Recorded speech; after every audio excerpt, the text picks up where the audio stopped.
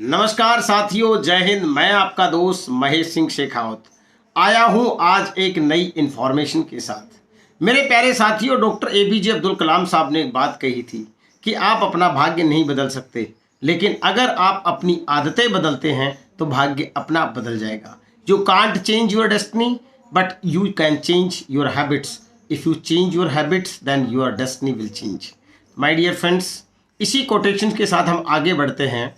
लंबे समय से आपको इंतजार था कि ऋषि राज डिफेंस एकेडमी में फाउंडेशन बैच कब चलेगा, और ये क्या है फाउंडेशन बैच। प्यारे साथियों, आपको मैं सूचना दे दूं कि परसों 2 तारीख से ऋषि राज डिफेंस एकेडमी कोटपुतली में फाउंडेशन बैच की शुरुआत हो रही है और 3 तारीख से यह बैच सुचारू रूप से चल जाएगा। अब फाउंडेशन बैच हम क्यों चला रहे हैं, इसकी ज़रूरत क्यों पड़ी। आमतौर पे देखा गया है कि जब किसी भी कंपटीशन का नोटिफिकेशन आता है तो वहाँ पर बच्चों को बहुत ज़्यादा दिक्कत आती है कि टाइम कम होता है हमारे पास में और बेस आपका बहुत कमज़ोर होता है। अब जो छात्र होते हैं जो मैथ्स में ठीक होते हैं वो जीके में ठीक नहीं होते, जो जीके में ठीक होते हैं वो इंग्लिश में ठीक नहीं होते, जो इंग्लिश में मैथ्स में ठीक है वो रीजनिंग में ठीक नहीं होते।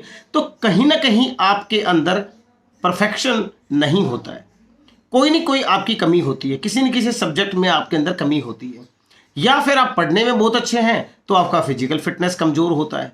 तो हमने 3 महीने का कोर्स, मई, जून और जुलाई, 3 महीने तक हमारा फाउंडेशन कोर्स चलेगा और ये फाउंडेशन कोर्स आपकी नींव को इतना मजबूत करेगा कि आप सेंट्रल गवर्नमेंट के किसी भी एग्ज़ाम में, चाहे वो दिल्ली पुलिस का हो, एसएससी जीडी का हो, डिफेंस फोर्सेस का हो या किसी भी बेल्ट फोर्स का हो, उसके लिए आपको बहुत मजबूत करेगा।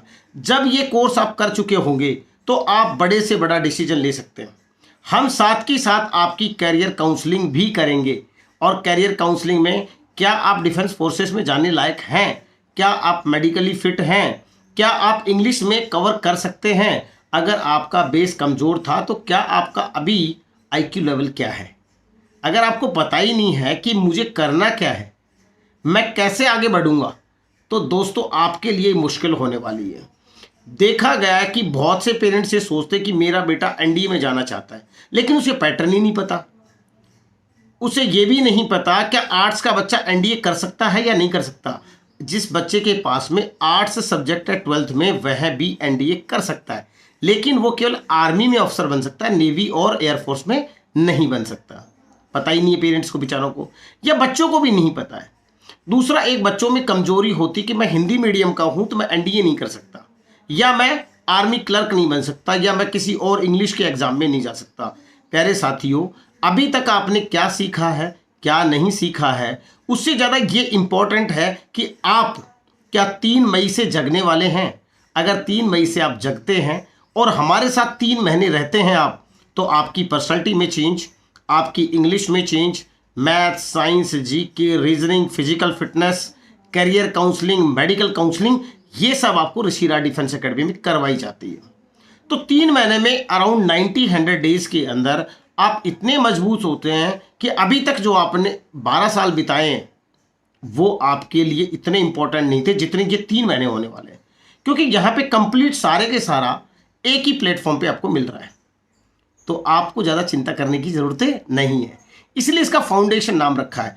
दुर्भाग्यवश मैंने बहुत से छात्रों को देखा, उनको कैलकुलेशन नहीं आता मैथ से, या इंग्लिश में देखा उनको 2 सेंटेंस लिखने नहीं आते। अब मुझे बताइए, जिस बच्चे को 2 सेंटेंस ठीक से लिखने नहीं आते, किसी वर्ड की ठीक से स्पेल आउट उसको नहीं कर सकता वो, तो क्या वो बच्चा एक दिन में अच्छी चीज़ें इंग्लिश सीख सकता है। जिस बच्चे को 20 तक के टेबल नहीं आते, तो क्या वो कैलकुलेशन स्पीड फास्ट कर सकता है? नहीं कर सकता।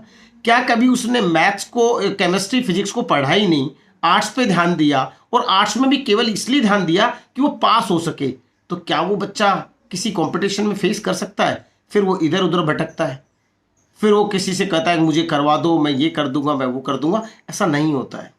आप अपने फाउंडेशन को, अपने बेस को, भाई जो आपकी बिल्डिंग है ना, आपका करियर एक बिल्डिंग है, लेकिन उसकी नींव मजबूत जब तक नहीं होगी आप अपने मुकाम को हासिल नहीं कर सकते।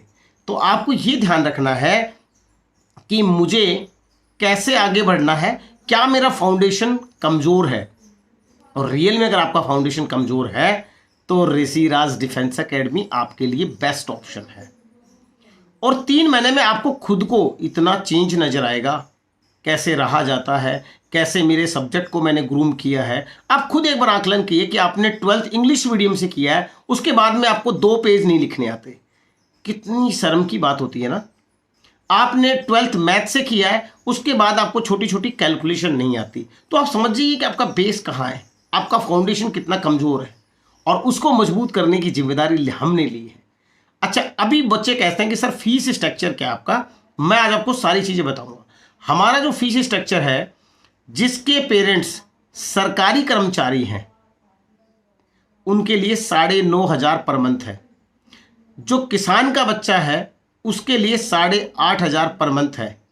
और जो बीपीएल में है, वो किसी भी कम्युनिटी का हो, बीपीएल में है, बिलो पॉवर्टी लाइन है, तो उसके लिए 7,500 रुपये पर मंथ है।